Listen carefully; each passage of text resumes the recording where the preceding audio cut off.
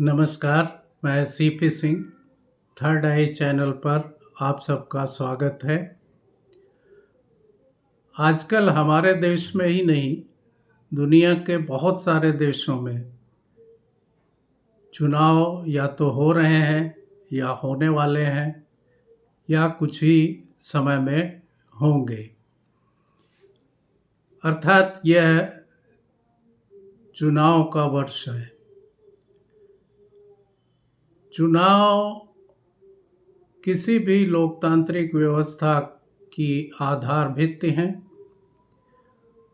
और इनके माध्यम से ही हम जनता की लोकतांत्रिक सत्ता को रूपाकार दे पाते हैं। कहा जाए तो लोकतंत्र बिना चुनाव के संभव ही नहीं है और चुनाव तभी चुनाव है जबकि वह पूरी तरह से स्वतंत्र और निष्पक्ष हो।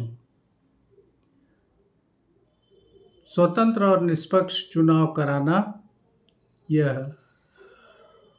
राज्य सत्ता की प्राथमिक जिम्मेदारी है। इसके लिए विभिन्न देश अपने अपने ढंग से स्वायत्त निर्वाचन आयोग या संस्थाओं का गठन करते हैं और ये चुनाव आयोग या चुनाव प्राधिकरण ही लोकतांत्रिक व्यवस्थाओं में निष्पक्ष और स्वतंत्र चुनाव की गारंटी सुनिश्चित करते हैं। वैसे तो लोकतंत्र के विषय में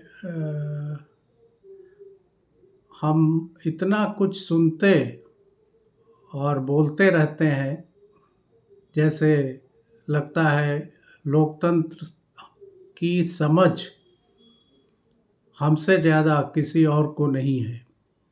हर व्यक्ति अपने स्तर पर ऐसा ही सोचता है। लेकिन आज हम जिस लोकतांत्रिक चरण से गुजर रहे हैं देश में और दुनिया में, उसमें लोकतंत्र की अवधारणा के प्रति जानकारी और जागरूकता का बहुत महत्व है। अगर हम लोकतंत्र की वास्तविक अवधारणा और उसके विभिन्न आयामों को भली भांति नहीं जान पाएंगे तो फिर लोकतांत्रिक व्यवस्था में हमारी प्रभावी सहभागिता हो पाना संभव नहीं होगा। इसी दृष्टि से मैंने हाल ही में एक पुस्तक का अध्ययन किया है और वह मैं अपने सभी दर्शकों के लिए संस्तुत करना चाहूँगा। यह पुस्तक लोकतंत्र 80 प्रश्न और उनके उत्तर के रूप में लिखी गई है और इसके लेखक हैं डेविड बीथम और केविन बायले। यह हिंदी में उपलब्ध है। इसकी भूमिका निखिल चक्रवर्ती ने लिखी है और इसमें रेखांकन बहुत प्रसिद्ध कार्टूनिस्ट आर.के. लक्ष्मण के हैं। इस पुस्तक की विशेषता यह है कि यह बहुत सरल भाषा में लिखी हुई है, प्रश्न और उत्तरों के रूप में है, जिसमें पाठक की जो जिज्ञासा है वह पूरी तरह से संतुष्ट करने की कोशिश की गई है।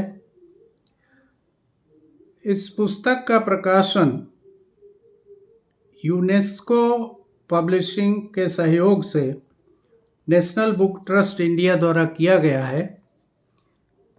मैंने इस पुस्तक को पढ़ते हुए ये पाया कि लोकतंत्र के जितने भी संभावित आयाम हो सकते हैं उन सब को समाविष्ट करते हुए लेखक द्वय ने लोकतंत्र की अवधारणा और उसके क्रियान्वयन के विभिन्न संदर्भ, परिप्रेक्ष्य और पहलू, इन सब पर बहुत ही सहज, सरल और सुग्राह्य भाषा में अपनी बात सामने रखी है। कोई भी पाठक इस पुस्तक को पढ़ते हुए न केवल लोकतंत्र, चुनाव और अन्य आयामों के संदर्भ में अपनी समझ को विकसित कर सकता है, बल्कि उसे